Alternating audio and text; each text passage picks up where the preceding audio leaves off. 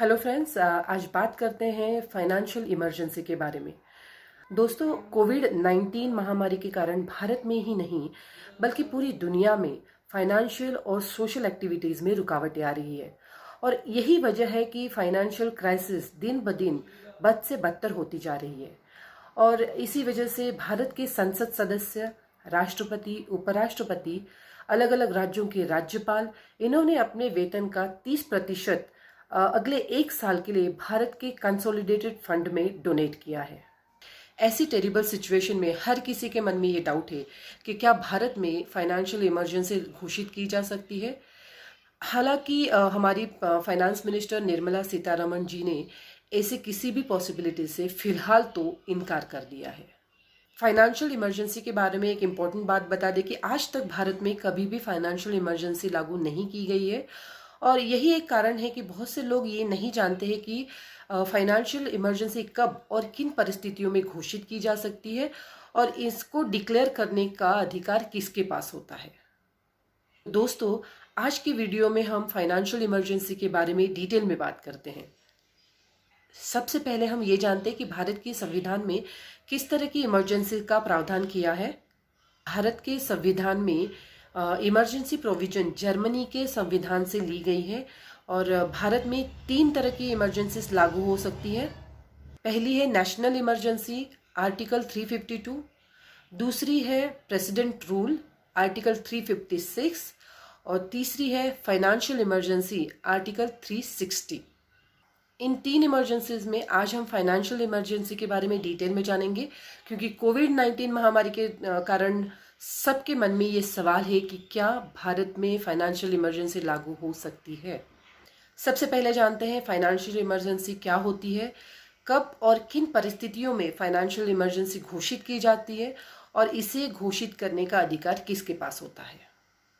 अगर राष्ट्रपति इस चीज से सहमत होते हैं कि देश में ऐसी स्थिति उत्पन्न हो गई है जिससे कि देश की फाइनेंशियल स्टेबिलिटी हो या देश का लोन हो या देश के किसी भी हिस्से के क्षेत्र में खतरा हो, तो राष्ट्रपति मंत्रिपरिषद की सहायता और उनकी सलाह से देश में फाइनेंशियल इमरजेंसी घोषित कर सकते हैं। भारत के संविधान में आर्टिकल 360 के अंतर्गत भारत के राष्ट्रपति को देश में फाइनेंशियल इमरजेंसी घोषित करने का अधिकार होता है। सुप्रीम कोर्ट अगर फाइनेंशियल इमरजेंसी लागू हो जाती है तो उसकी समीक्षा कर सकता है। इस पर पार्लियामेंट का अप्रूवल कैसे होता है और फाइनेंशियल इमरजेंसी का ड्यूरेशन कितना होता है, इसके बारे में जानते हैं। पार्लियामेंट के दोनों हाउसेस, लोकसभा और राज्यसभा द्वारा अप्रूवल मिलने के बाद फाइनेंशियल इमरजेंसी अनिश्चित काल तक जारी रह सकती है। इसमें 2 इम्पोर्टेंट पॉइंट्स है। उसमें से पहला है, एक बार फाइनेंशियल इमरजेंसी को पार्लियामेंट का अप्रूवल मिलने के बाद उसको कंटिन्यू रखने के लिए रिपीटेड पार्लियामेंट के अप्रूवल की ज़रूरत नहीं पड़ती है। और दूसरा पॉइंट ये है कि एक बार फाइनेंशियल इमरजेंसी लागू हो जाती है तो उसके लिए कोई टाइम लिमिट नहीं है, ये अनिश्चित काल तक जारी रह सकती है। फाइनेंशियल इमरजेंसी की घोषणा को मंजूर करने वाला प्रस्ताव पार्लियामेंट के किसी भी हाउस यानी लोकसभा और राज्यसभा में साधारण बहुमत से पास किया जा सकता है। फाइनेंशियल इमरजेंसी की घोषणा राष्ट्रपति द्वारा किसी भी पार्लियामेंट्री अप्रूवल के बिना कभी भी रद्द की जा सकती है। दोस्तों, अब जानते हैं कि फाइनेंशियल इमरजेंसी एक बार भारत में अगर लागू हो जाती है तो इसके इफेक्ट्स क्या होंगे। फाइनेंशियल इमरजेंसी के दौरान केंद्र सरकार के एग्जीक्यूटिव अथॉरिटी का विस्तार होता है और वो किसी भी राज्य को अपने अनुसार फाइनेंशियल ऑर्डर्स दे सकते हैं। सभी मनी बिल्स और फाइनेंशियल बिल्स जो राज्य विधानसभा द्वारा पास होते हैं और राष्ट्रपति के पास कंसिडरेशन के लिए आते हैं, उन्हें राष्ट्रपति फाइनेंशियल इमरजेंसी के दौरान रिजर्व रख सकते हैं। राज्य में सेवारत सभी या किसी भी वर्ग के कर्मचारियों के सैलरी और अलाउंसेस कम किए जा सकते हैं। प्रेसिडेंट फाइनेंशियल इमरजेंसी के दौरान कुछ गवर्नमेंट ऑफिशियल्स के सैलरी और अलाउंसेस कम करने के निर्देश जारी कर सकते हैं। उनमें से अगर कोई सेंट्रल गवर्नमेंट में कार्यरत है तो उनमें सभी या किसी भी वर्ग के कर्मचारियों की सैलरी और अलाउंसेस कम किए जा सकते हैं। सुप्रीम कोर्ट और हाई कोर्ट के जजेस के भी सैलरी और अलाउंसेस कम किए जा सकते हैं।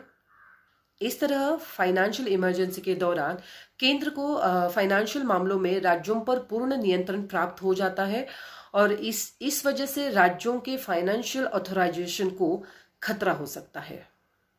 कुछ क्रिटिक्स कहते हैं कि फाइनेंशियल इमरजेंसी राज्यों की फाइनेंशियल ऑथराइजेशन के लिए खतरा है और ये भारत के फेडरल स्ट्रक्चर के खिलाफ है। इससे पहले भी 1991 में भारत में एक गंभीर फाइनेंशियल क्राइसिस उत्पन्न हो गई थी, लेकिन उस वक्त भी फाइनेंशियल इमरजेंसी लागू नहीं की गई।